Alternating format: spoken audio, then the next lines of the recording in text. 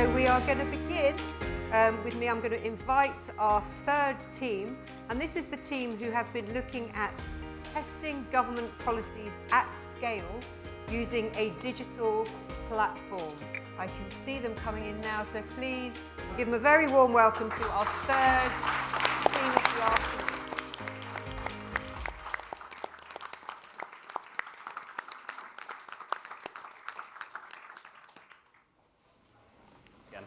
Hi, my name's Anthony. I'm a data and air quality scientist in DEFRA, and me and my teammates are here to tell you about Dokimi, a new government service that will bring together researchers, policy officials, and citizen participants on a digital platform specifically designed for testing complex policy interventions.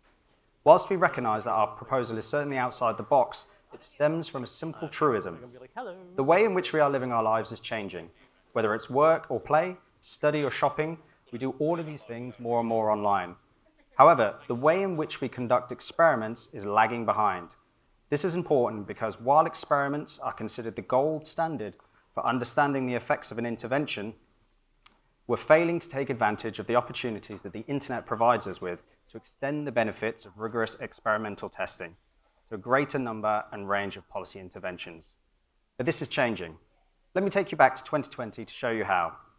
In fact, it was 3 years ago today, in response to the rapid spread of COVID-19 across the world, that the UK went into what would be the first of many national lockdowns. Governments across the world took unprecedented steps to halt the virus's transmission. Travel restrictions, social distancing, school closures spring to mind. But one initiative that received far less attention, but may as well have saved just as many lives, was a series of clinical trials named Recovery, run out of Oxford.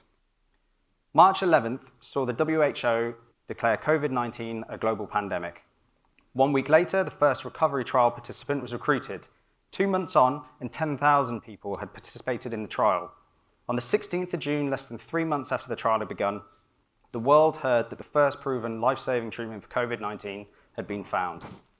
Recovery succeeded where other trials had failed because they broke with orthodoxy to run a successful clinical trial in the midst of an unprecedented global pandemic.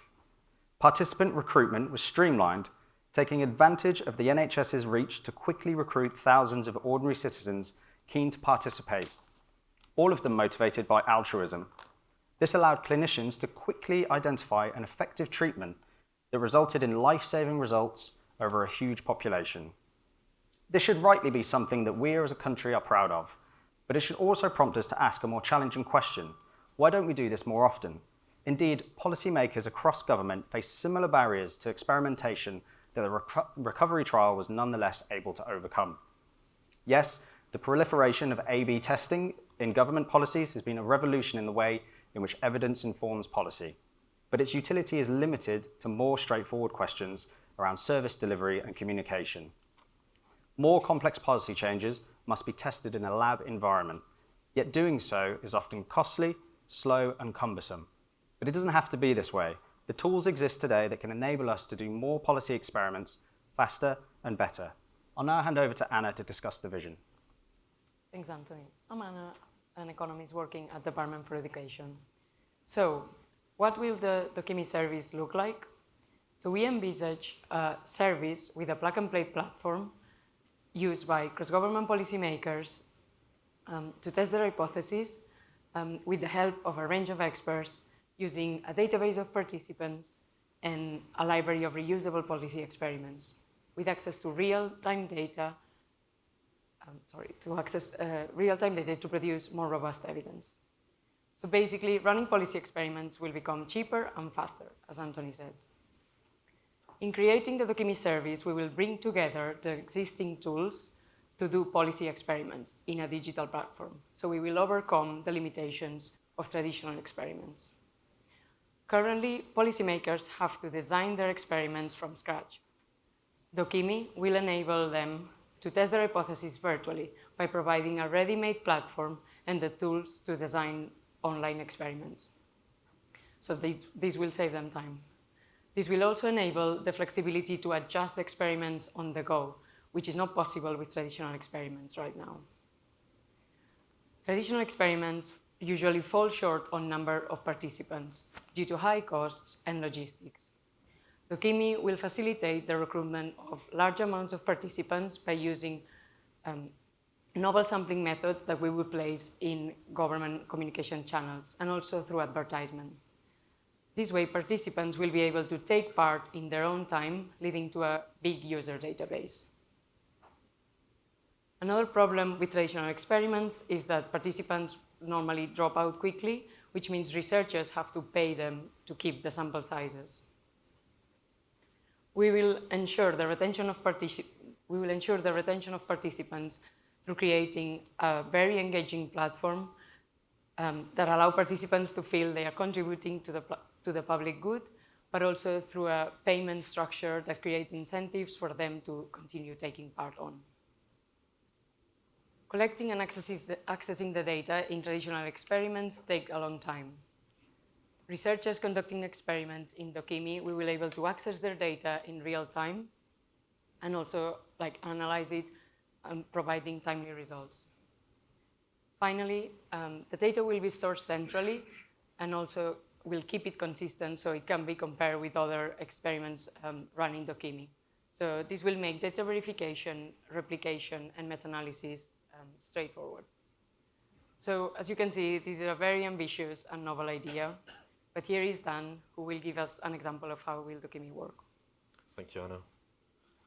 Hi everyone, I'm Dan. I'm a corporation tax specialist at HMRC Large Business. And now I'd like you just to spend a moment just to imagine that you're a policy advisor with the very important job of providing informed policy recommendations to ministers that can impact all of our lives.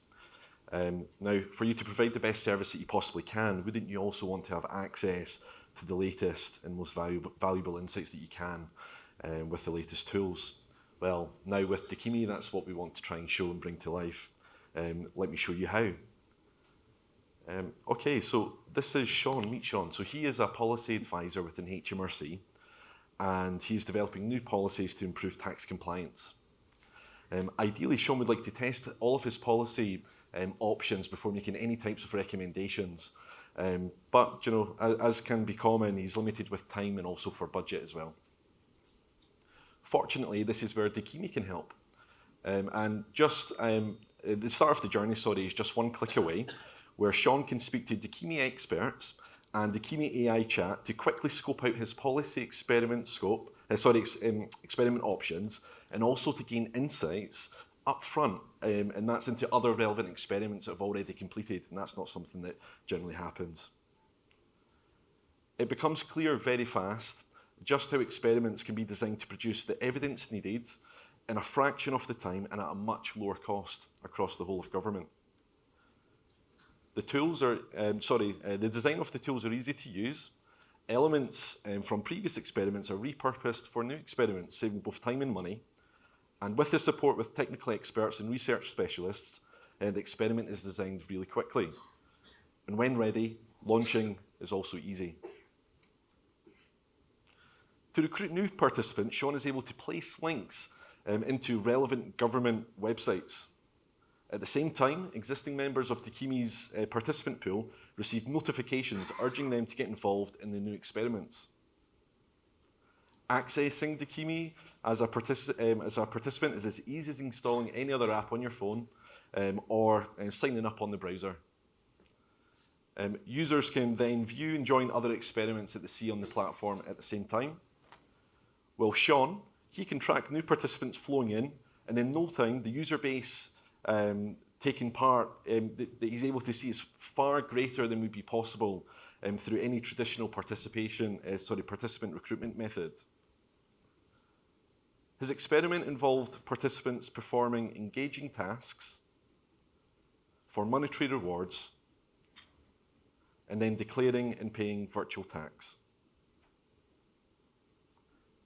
Sean's experiment starts as soon as the first participant logs on. He's able to control the experiment and monitor the data in real time. Once the experiment is complete, the insights and evidence needed to make better informed policy recommendations are then available for review and implementation. And all the data generated from the experiment is securely stored on Dokimi servers and is made available for other policy researchers to use as well.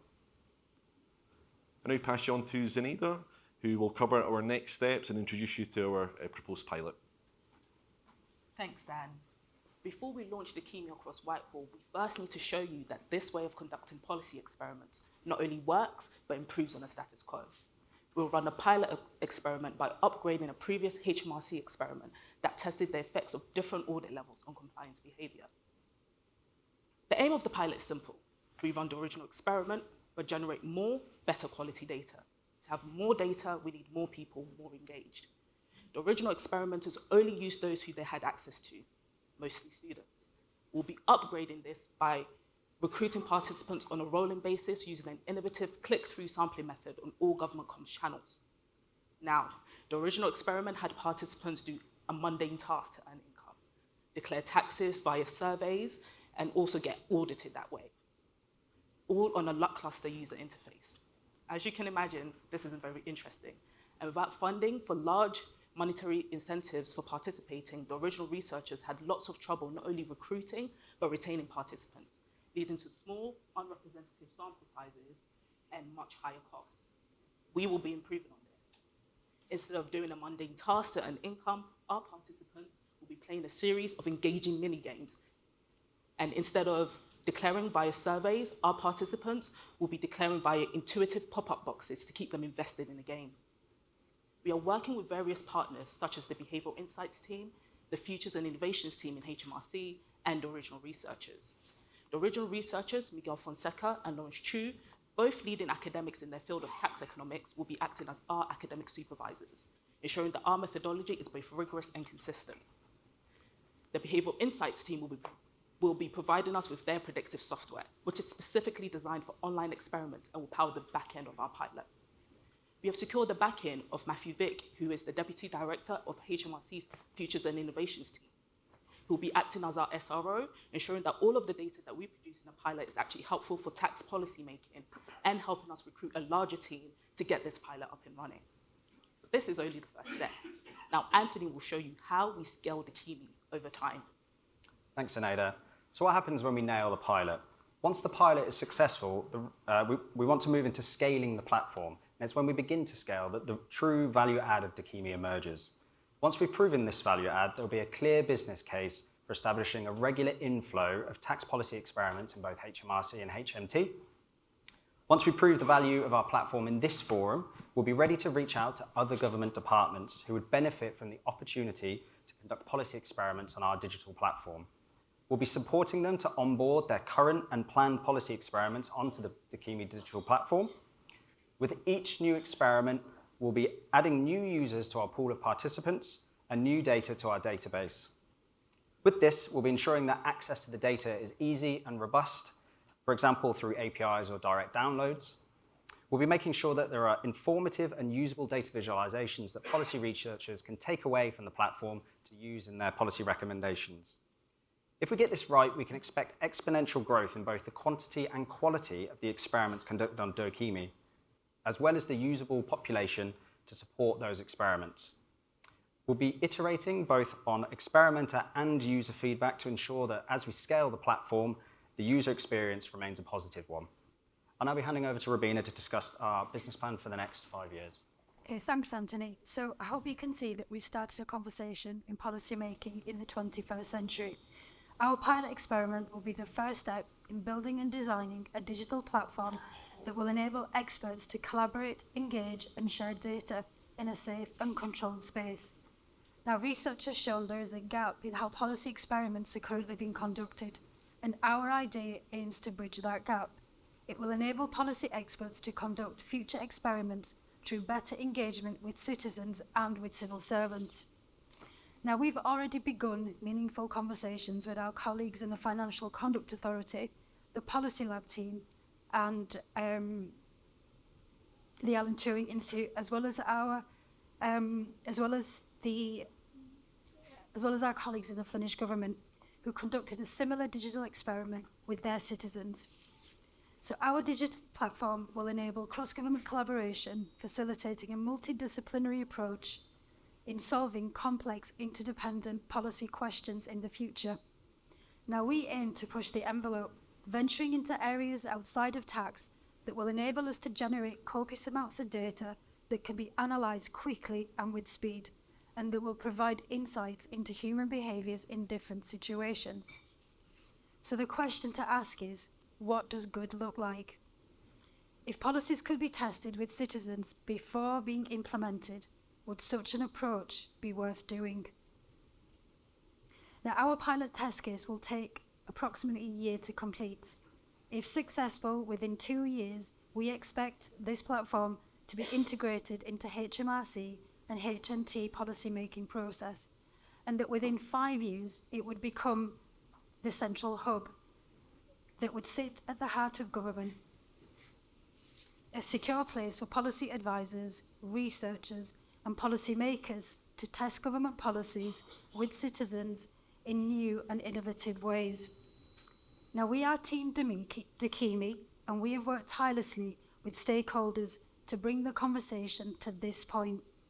And now we are handing the baton to you, the judges, and we're competing for your support to help us to launch a digital platform that will change the way evidence-based policy experiments are conducted in the future.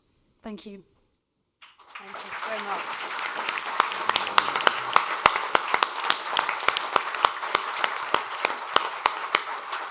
So a very different kind of pitch from the ones we heard before the break, but equally as good in terms of quality and interest. Sue, I think you had your hand up. I do. As a person who started my career in the policy space, I think this is really exciting to be thinking about using data in this way, because we often talk about upskilling colleagues. So that's my question. You've talked a lot about the kinds of experiments that could be run around the platform and the data access. There's also a big component here around those users, the policy profession. So how ready are your policy colleagues in HMT and HMRC, and what plans have you got as part of that year one, and what does success look like from a capability perspective at the end of 12 months? I can begin by answering that question. So that's why we secured our SRO, Matthew Vick, who is the Deputy Director of the Futures and Innovations team. He is perfectly placed to help us not only capture demand for Dakimi, but also upskill other policy colleagues and also tell them about how Dakimi can actually help them. So what sorts of experiments, what sorts of policies, what sorts of behaviors would we want to test? And also Dakimi is actually not just a platform, but also a service.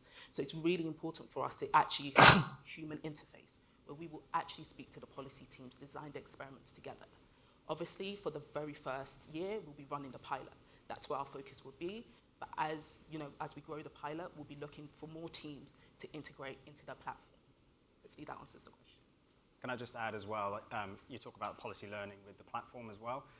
I think the aim is, as the platform scales and grows, as you might have seen in the animation, we're bringing that learning about policy experiment design into the platform, so that users hopefully have a kind of plug and play system where they can take aspects or components from previous experiments and easily integrate them with obviously the help from the service specialists. So it's kind of, as it grows and scales, it becomes even more and more useful. That's the kind of goal and vision. Thanks. I've got Alex and Alison already. Great. Thank you so much for your presentation. So the innovation here lies partly in recruiting participants for the surveys, including in tax policy, which you dared suggest might be mundane tasks that not everyone would want to take part in. A part of your innovation is to make that more fun by gamifying it. But how will you make sure that the people who participate in the survey are still representative of the wider population? Yes, I'm going to field that to Anna to answer, but I'll start by, we have two models, recruitment and retaining participants. So in terms of recruiting participants, what we'll do is we'll place links on government comms channels, so government websites, agency websites, in order to recruit people. We also advertise on the side. And what we will do is, once we start getting people in, we understand that at the start, the sample might be a little bit not representative, but this is the beauty of Dakimi, is as Dakimi grows, our sample becomes more and more representative for future experiments. So we will try to use other advertising, other ways to get people on the platform. But once we have our sample set on the platform, we just need to get other people and diversify. And having that metadata is the way in which we can start to target people for the platform if we're seeing that there are places where we're not representing different demographics. So we can track just how unrepresentative we are and also do work to get those people on the platform. But Anna will tell you about how we retain those people once we get them on the platform initially. Thanks, Anita. So, yeah, so we've had talks with the academics that run the experiment and also with some experts on sampling at the ONS, and I think in both cases they mentioned like monetary incentives, so that's an element we are envisaging like we will use. Like what we're trying to do here is in making the platform more engaging and using and gamifying the experiments a bit, try to reduce the monetary incentives, so try to reduce costs this way. Yeah, and as Anita said, I think at the beginning it will be difficult for the samples to be representative because our self-sampling method would be biased already. But we hope that when we scale and run more experiments, then we'll have a pool of like wider and more diverse participants. So we will kind of get to that aim a bit later. Thanks. Sorry, perhaps just one more point to your question about how do we target the right type of people. And one of the elements we're really quite excited to try is to recruit participants through government communication channels, whether that be through websites, consultations, and other means. And we gained that inspiration from speaking to our Canadian counterparts who are already starting to explore that area with some success. So we'll be very excited to see where that may be able to take us. Thanks. I've got Alison and then Megan. So I'm also very excited by this out-of-the-box kind of prospect of using data in this kind of way. On that very last point around bias, methodology has got very good at being able to identify bias and to be able to then to address it. So I'm less concerned that being a showstopper. My question is one of delivery model, really, because there is a critical mass question here in any sort of pilot building enough data to be able to generate any insight of value. Is there potential, rather than building your own platform, signposted, look, government wants to collect more data about you, are there opportunities for partnering with others, whether they're social media firms or others who are already in the gamification space? Have you explored that, and do you think that's an avenue worth exploring? Do you want me to take this? Yeah. So we did explore, there are existing kind of platforms that take, they're not quite the same thing in terms of policy experiments, but they do take users that play games on an app on their phone, and you can start earning money through those apps. That's obviously more around advertisement, data gathering, but these companies, we've looked at exploring how we might engage with them to take their models and understanding from how they've implemented and see if we can kind of port that over. I think that the actual platform itself is not necessarily the huge barrier to building that we maybe first thought. The technology is quite easy to implement nowadays. So it's more about learning from the models on user retention, user gathering, advertising, and things like that. So yeah, these platforms that already exist to capture people in playing games, we're taking learnings from them essentially. Great. Megan, your question. A very related question, actually, which was you mentioned the Finland example as they've tried this, and you've just noted some sort of other organisations that are doing similar tools. What have you learnt specifically in terms of what has worked and what hasn't that you've incorporated into your plans? I think the one thing that we learned is all of these organisations that we spoke to, they're very siloed.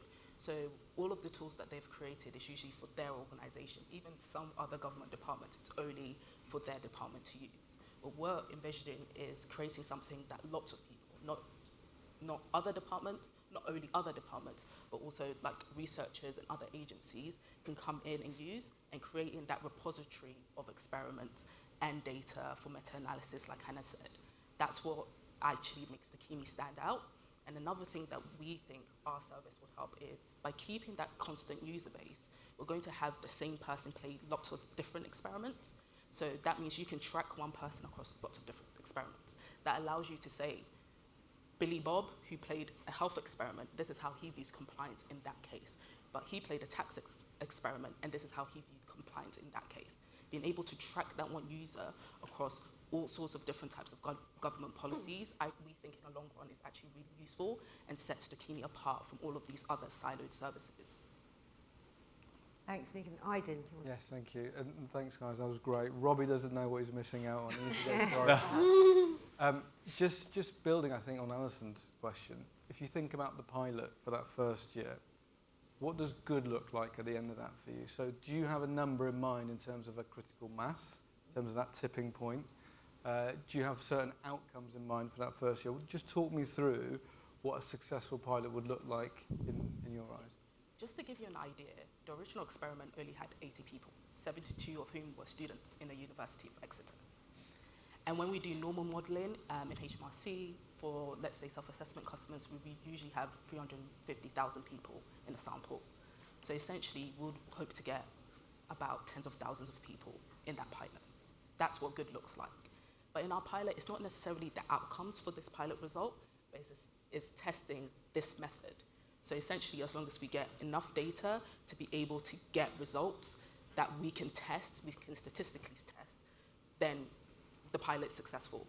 We're not too concerned as to what exactly the results will say. We're a bit agnostic to that, but it's about testing the methodology, not necessarily the outcomes, if that makes sense. Is it worth saying as well that part of the challenge and the kind of excitement about this is attracting other government departments and policy experimenters to the platform? So one of the success outcomes of the pilot will be to demonstrate to other policy areas, other government departments that this works, this is somewhere where you can come to create and develop your policy experiments, but also have usable data at the end of it that isn't siloed and is kind of centrally stored and is easily accessible. And that, for me, would be a real positive outcome. It's about attracting everyone to it. That's probably why we chose the name Dokimi, just to make it stick in your mind. Fantastic. Any more questions from our dragons? Any final thoughts from any of you there? No? No. If not, obviously our best wishes to your colleague, the baby, and the latest data evangelist that they are bringing to the world. But please join me in another warm round of applause for our team Amplifiers.